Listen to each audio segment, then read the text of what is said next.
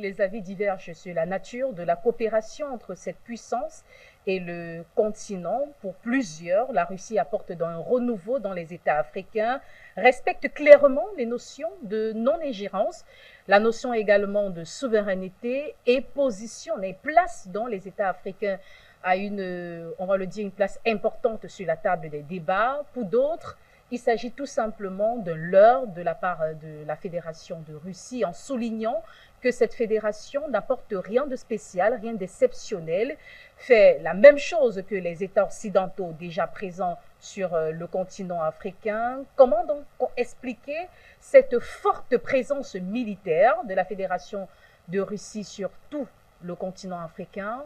Pour en parler, nous avons le plaisir, l'honneur de recevoir le général Issa Diawara, leader panafricaniste. Bonsoir et bienvenue. Recevez mes salutations, Madame Céleste Capel, et mes salutations également à toute l'équipe d'Afrique Média. Merci pour cette invitation. Merci pour d'être là ce soir dans le cadre de cet entretien le 24 janvier, justement, des premiers instructeurs militaires de l'Africa Corps du ministère russe de la Défense sont arrivés au Burkina Faso et travaillent donc activement dans les pays d'Afrique de l'Ouest engagés dans la lutte contre le terrorisme. L'Africa Corps, selon vous, pourra-t-il résoudre le problème de terrorisme en Afrique? Merci beaucoup. On juge les maçons au pied du mur. Il est important de constater, bien sûr, l'arrivée de ces conseils militaires russes en territoire du Niger. Le Niger, il faudrait préciser, fait dorénavant partie de ce qu'on appelle l'Alliance des États du Sahel. Les conseils militaires russes ne sont pas simplement présents au Niger. Donc, ils collaborent dans une large ouverture avec les pays de la zone AES et même au-delà. Donc, c'est un partenariat pour anticiper sur les résultats. Il faudrait voir est-ce que cela a déjà donné des résultats partout ailleurs où ils ont travaillé. Et bien sûr, sans doute, au niveau de la République centrafricaine, les militaires russes ont permis de contrôler aujourd'hui plus de 90% du territoire. Au niveau du Mali, les conseils militaires russes ont aidé le pays à contrôler intégralement son territoire. Il s'agit d'un territoire de plus d'1 241 000 km². Il y a des postes d'insécurité par endroit, mais le Mali, donc il faudrait voir par rapport aux forces qui étaient là avant le risque, le Mali contrôlait à peine, bien sûr, 100% de son territoire. Donc, avec l'arrivée des conseils militaires russes, le Mali contrôle 100% de son territoire, y compris le plus grand fief terroriste qu'on a appelé à l'époque Kidal, qui a été libéré grâce à ce conseil militaire russes. Donc, nous avons toutes les raisons de penser qu'avec leur arrivée aussi du côté du Niger, que ces problèmes pourraient être résolus très rapidement.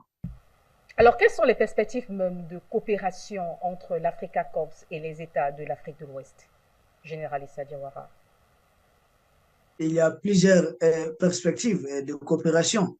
Ça dépend de l'engagement signé par chaque État, bien sûr, avec l'Africa Corps, mais il faudrait bien sûr prendre en compte une formation accélérée et une formation de qualité.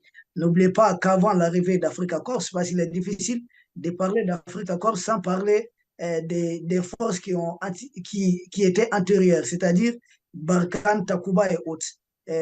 À l'époque, le président du Burkina Faso, d'ailleurs, l'a dit, le capitaine Ibrahim Traoré, qu'il y avait 3 militaires pour un seul fusil. Mais depuis la formation, depuis la coopération, bien sûr, avec tous ces services-là, coopération interétatique, d'ailleurs facilitée aussi, grâce au conseil militaire russe, il y a une formation de qualité. Les gens ne s'entraînent plus avec des bouts de bois pour tirer à la bouche, comme ça. Dorénavant, c'est avec des balles réelles ou encore des balles blanches, mais c'est des formations de qualité. Et il y a aussi l'équipement. Nous voyons que ces armées sont très vite renforcées. Et une armée malienne aujourd'hui qui est dotée de vecteurs aériens. Or, avant l'arrivée de ces militaires russes, le Mali n'avait presque pas de vecteurs aériens. Et le Burkina, le Niger, tous ces pays entrent dans ces lots. Donc, avant l'arrivée d'Africa Corps, tous ces pays étaient presque dépourvus de vecteurs aériens et les renseignements aussi n'étaient pas de qualité. Donc, il faudrait voir Et il s'agit de formations, ça va inclure des formations, équipement de qualité, renforcement des capacités au-delà même de la formation. Il s'agit aussi d'un cadre d'accompagnement de certaines actions, sans doute sur le terrain. Donc les perspectives sont nombreuses, elles sont diverses et ça peut varier bien sûr d'un théâtre d'opération à un autre. Certaines sources concordantes, général Issa Diawara, le 3 mai dernier, des spécialistes dont militaires russes ont été stationnés à la base aérienne 101, située donc à côté de l'aéroport Diori Amani à Niamey. Une partie du contingent militaire américain dont se trouve sur cette même base, qui doit être retirée, comme vous le savez si bien, les autorités du Niger ont demandé le départ, le retrait même des puissances ou alors des forces américaines sur son territoire. Alors, la présence de l'Africa Corps, selon vous, constitue-t-elle une menace pour ces États occidentaux, à l'instar de la France, à l'instar des États-Unis? La présence d'Africa Corps constitue une assurance pour ces États africains qui, bien sûr, coopèrent avec Africa Corps. Maintenant, est-ce c'est une menace pour ces Occidentaux? C'est à eux d'en juger. D'ailleurs, le Niger n'a pas oublié de signifier que la présence des troupes occidentales sur son sol est une présence illégale. Ça, il est très important de prendre ça en compte dans le cadre de la présente analyse, que c'est une présence illégale parce que l'acte juridique, la base légale, peut-être qu'on a essayé de monter de toutes pièces, qui autorise leur présence est postérieure à leur présence. C'est-à-dire quoi? Ces troupes occidentales ont débarqué armes et bagages au Niger sans qu'ils aient l'aval des autorités du Niger et l'aval de façon légale. Donc c'était une présence imposée, une présence non voulue, une présence illégale, une présence illégitime. D'ailleurs, le premier ministre du présent gouvernement du Niger, le ministre Lamizène, qu'est-ce qu'il dit? Il dit qu'aucune autorité du Niger aujourd'hui, aucune institution au Niger ne peut donner le nombre exact des troupes occidentales présentes au Niger. Ça, c'est inadmissible. Est-ce des troupes nigériennes peuvent débarquer au niveau du Texas ou bien au niveau de Marseille sans que ces pays occidentaux aient les chiffres concrets des nombres de ces militaires qui débarquent? Donc là, ce n'est pas possible, c'est inadmissible. Et ensuite, c'est une présence qui n'est pas, qui n'a pas été soumise à un référendum, à une légitimité populaire ou même à l'Assemblée nationale. C'est des trucs qui ont été corroborés d'une manière ou d'une autre. Donc, c'est une présence d'abord qui est illégale. Maintenant, que la présence d'Africa Corps soit une menace pour eux, je pense que c'est dû à la nature de leur présence.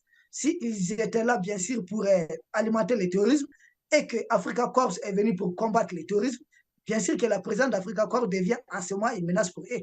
Parce que Africa Corps, tout comme les armées de l'Est, n'ont pas à distinguer les terroristes de leurs alliés ou de leurs soutiens. On élimine tout ce qui se trouve sur notre chemin. Donc, à ce moment, ça devient une menace pour eux. Si leur présence, c'était bien sûr pour entretenir des gens comme les Bazoum, et dans la mesure où Bazoum a été mis hors d'état de nuire, il a été arrêté, bien sûr, à ce moment, la présence d'Africa Corps, la présence de nos armées dans nos territoires, cela constitue une menace pour eux. Mais est-ce, en termes clairs, logiquement, cela devait être une menace pour eux? Nous disons non. Bien au contraire, c'est leur présence illégale, illégitime, leur présence imposée, forcée, même quand bien même leur départ, ils continuent de se déployer tout au long de nos frontières dans des pays voisins. C'est leur présence en réalité, ce sont leurs actions qui constituent des menaces pour la stabilité des États africains et leur présence dans des pays voisins, menaçant bien sûr nos sécurités internes ici, c'est ce qui constitue un soutien très clair au terrorisme et bien sûr une menace pour nos pays. Et en voulant éliminer ces menaces, bien sûr, sans doute nos actions aussi doivent être des menaces pour eux. Peut-il renforcer la sécurité en Libye? Est-ce que sa présence même en Libye deviendra plutôt est-ce que l'Africa Corps deviendra un garant de paix entre Haftar et le gouvernement d'union nationale? Entre Haftar et le gouvernement d'union nationale, ce qu'il faudrait prendre en compte d'abord, il s'agit des Libyens. Mais qu'est-ce qui a envenimé ces problèmes? Il s'agit des Occidentaux qui se livrent eux-mêmes d'abord une guerre du pétrole qui ne dit pas son nom. N'oubliez pas que dans les blocs occidentaux, dans les blocs otaniens, Vous avez certains qui jouent un certain jeu avec Haftar et il y a d'autres qui se retrouvent du côté du gouvernement de Tripoli. Donc, ce sont les Occidentaux d'abord entre eux qui sont en train de s'entre-déchirer. Et dans ça, Africa Corps a été sollicité pour combattre le terrorisme qu'on a planté, qu'on a sémé au niveau de la Libye. Il est très important de préciser que pour renverser le guide de la Libye, à l'époque, colonel Muammar Kadhafi, les Occidentaux ont fait recours à des terroristes qui étaient les plus violents au monde, qui étaient très recherchés, notamment en l'occurrence le monsieur Belhadj. Belhadj aujourd'hui fait partie des hommes les plus riches du monde parce que d'après certaines inscriptions même au niveau occidental, il a aujourd'hui un compte qui s'élève à plus de 2 milliards de dollars. Or, ce monsieur, c'est un terroriste que Kadhafi même avait fait livrer aux Occidentaux, notamment aux Américains, mais ils ont retourné ce monsieur, ils l'ont bien formé. Au lieu de l'enfermer, ils l'ont renvoyé après à Libye, et c'est lui qui était le chef de guerre dans la chute du régime, bien sûr, de Kadhafi au niveau de Tripoli. Donc, souffrez de comprendre que les Occidentaux, leur problème, ce n'est pas de lutter contre le terrorisme, c'est de savoir tirer profit du terrorisme. Quand est-ce qu'il faudrait combattre le terrorisme qui n'est pas en faveur de leurs intérêts? Quand est-ce qu'il faudrait entretenir le terrorisme tel que nous l'avons vu en Syrie, qui est en faveur, bien sûr, de leurs intérêts? En Libye, nous sommes dans le même cas de figure. N'oublions pas que la Libye vient de passer récemment premier pays producteur d'Afrique en termes de pétrole, dépassant ainsi le Nigeria et l'Angola. Donc, il s'agit d'une guerre de pétrole qui ne dit pas son nom, mais Africa Corps, bien sûr, si les deux parties en Libye trouvaient un terrain d'attente, trouvaient un terrain d'accord pour bien sûr se faire accompagner largement par Africa Corps, au lieu que ce soit uniquement les côtés du maréchal Haftar. Bien sûr, nous pensons que Africa Corps, vu les résultats engagés au niveau de l'Afrique centrale, au niveau de l'Afrique de l'Ouest, bien sûr, Africa Corps peut aider à stabiliser la Libye. Quels enjeux même d'une nouvelle présence de Wagner au Soudan? La présence russe dont on parle au niveau du Soudan, si elle est réellement vérifiée, c'est une présence sans doute en collaboration avec les Égyptiens. Ça, il ne faut pas oublier que la Russie entretient aussi des liens avec l'Égypte. Beaucoup voient l'Égypte uniquement. Nous savons l'aide américaine apportée à l'Égypte, 4,5 milliards de dollars par an. C'est une réalité. Beaucoup de cadres de coopération, mais il faudrait noter aussi qu'il y a une forte de coopération en matière d'armement, en matière de blé, en matière énergétique et dans beaucoup d'autres domaines, et même en matière diplomatique, entre l'Égypte et la Russie. Et cette coopération ne date pas de maintenant. Souvenons-nous de quand les Occidentaux ont formaté le coup contre l'homme le plus populaire de l'histoire récente de l'Égypte. Il s'agit du président Abdel Nasser. Il a failli, bien sûr, une menace poignante de l'URSS à l'époque portée par la Russie pour que ces opérations prennent fin, pour aider à faire libérer l'Égypte. D'aucuns parlent d'une participation américaine. Non, c'était parce que les Américains ne voulaient pas voir, bien sûr, les militaires russes débarquer au niveau de cette partie du monde. Donc, la présence russe, tant au niveau du Soudan qu'au niveau de la Libye, c'est un partenariat, bien sûr, avec l'Égypte. Et nous pensons, bien sûr, que ce partenariat entre la Russie et l'Égypte ne doit pas sans doute se limiter au niveau de la Libye, au niveau du Soudan. C'est un partenariat, bien sûr, gagnant-gagnant qui peut aller au-delà, bien sûr, de ces deux pays. Alors, Général Issa Diawara, selon des observateurs étrangers, les activités même de Wagner et de l'Africa Corps affecteront véritablement la toute-puissance, la présence forte de la Fédération de Russie dans les États africains. Quelle est votre grille de lecture? Vous savez, quand les Russes débarquent en Afrique, ils tiennent compte de leur potentialité. Ils ont un front interne là-bas, ils ont un front tout autour d'eux, ils ont d'autres fronts avec les pays de l'OTAN. Nous pensons sans doute que l'état-major russe a fait, bien sûr, un calcul convenable. N'oubliez pas que la Russie, c'est une armée de plus d'1 million d'habitants. Donc, cette présence ne peut être que bénéfique et à la fois par l'Afrique et à la fois pour la Russie. Parce que les Russes ont compris une chose. Vous savez, récemment, nous avons visité la Russie. La Russie est un pays qui produit suffisamment d'or, du pétrole, du gaz, presque tout ce qu'on peut trouver ici en Afrique. Et la relation Russie-Afrique, d'une part, il faudrait mettre ça dans le contexte où la Russie c'est dû aujourd'hui combattu, très férocement combattu par les blocs occidentaux. Or, ces blocs occidentaux a pour carburant à 60% l'Afrique.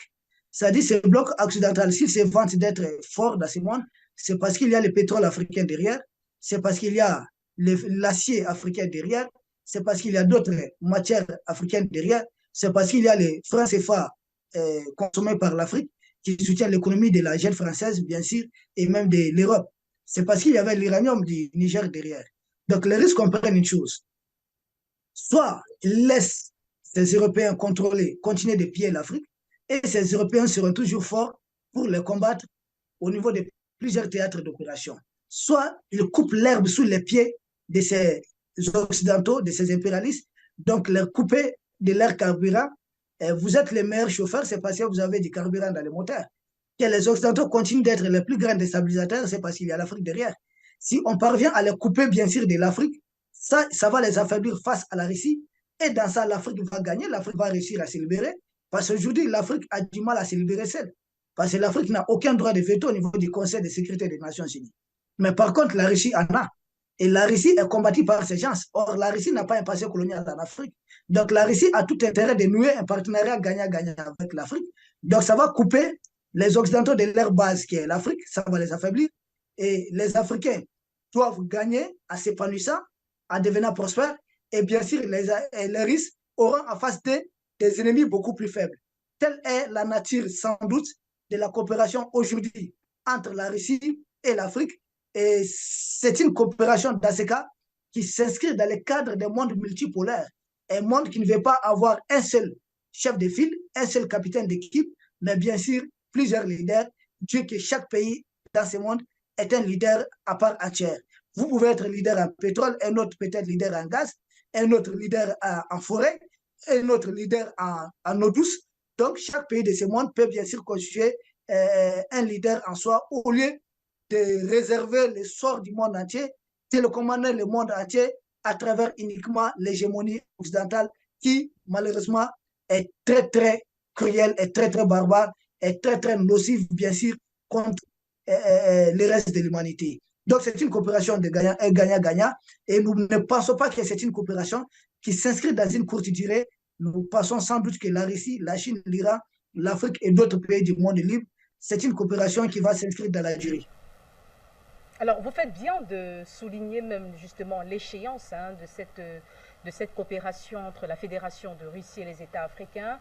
Alors, nous sommes en train de mettre déjà la clé sur le paillasson. Général Issa Diawara, Russie, Afrique, un tremplin pour les États africains de se réaffirmer face aux Occidentaux ou tout simplement une nouvelle forme de dépendance. Vous savez, il y a un autre proverbe bambara qui dit un demenga wara loka sura kumulo enfant bible. C'est-à-dire quoi? Aidez-moi à battre mon lion pourvu que vous tenez d'abord le lion par sa tête. Si vous le tenez par la queue, personne ne va vous aider à venir à bout du lion. Donc vous-même, qui avez un problème avec le lion, tenez-le d'abord par la tête. Il faudrait que les États africains prennent les devants de cette chose. Les risques ne vont pas libérer totalement les Africains. Les risques sont des partenaires de libération de l'Afrique. Les risques, tout comme les autres qui se battent à nos côtés, ce sont des gens qui nous aident à nous libérer. Et dans ce cadre, il faudrait que nous autres Africains, nous prenions à bras le corps notre problème. Il faudrait que nous prenions les taureaux par les cornes. Il faudrait que nous tenions les lions par sa tête. Il faudrait que nous soyons au devant des choses.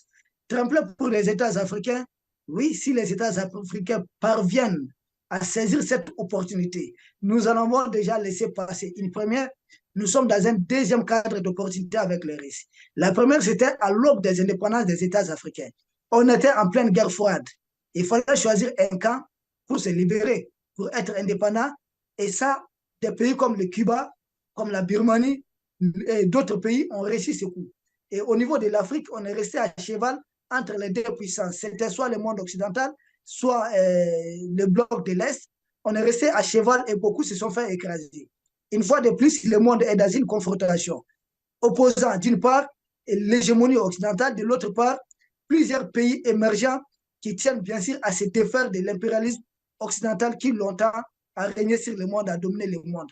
Nous autres Africains qui sommes aussi opprimés par ces mêmes agresseurs, ces mêmes impérialistes, nous devons monter dans les bateaux, prendre bien place au bord de ces bateaux et bien sûr contribuer à ce combat et non pas attendre pour que nous soyons éternellement assistés. Les risques sont des partenaires de libération pour nous, tout comme nous autres Africains, nous pouvons aussi être des partenaires, bien sûr, de la victoire pour le risque et pour nous-mêmes. Il s'agit tout simplement de savoir choisir et de savoir se décider à temps réel. Il y a des occasions qu'on ne laisse jamais passer. Je termine par cette citation que j'ai d'ailleurs entendue d'un film impérialiste, Diak 24 Kono de Diak Boyer. On dit, il y a dans les affaires humaines une marée montante qu'on la saisit au passage. C'est-à-dire, c'est dans Jules César, maintenant ou jamais. C'est maintenant que l'Afrique doit se décider ou à jamais elle doit rester vassalisée à l'Occident. Si on veut nous libérer, on veut se libérer, c'est maintenant. Si nous voulons régner sur le toit du monde, nous avons une seconde, une fois de plus, une grande opportunité à nous de savoir la saisir. Nous vous remercions. Merci, Général Issa Diawara, d'avoir accepté notre invitation, l'invitation de la télévision panafricaine dans le cadre de cet entretien exclusif, il faut le noter. Chers téléspectateurs, c'est ici que donc nous refermons ce programme. À très vite pour notre rendez-vous du savoir. N'oubliez pas, libération totale de l'Afrique, éveil considérable des consciences. Tel est notre lutte pacifique. Au revoir.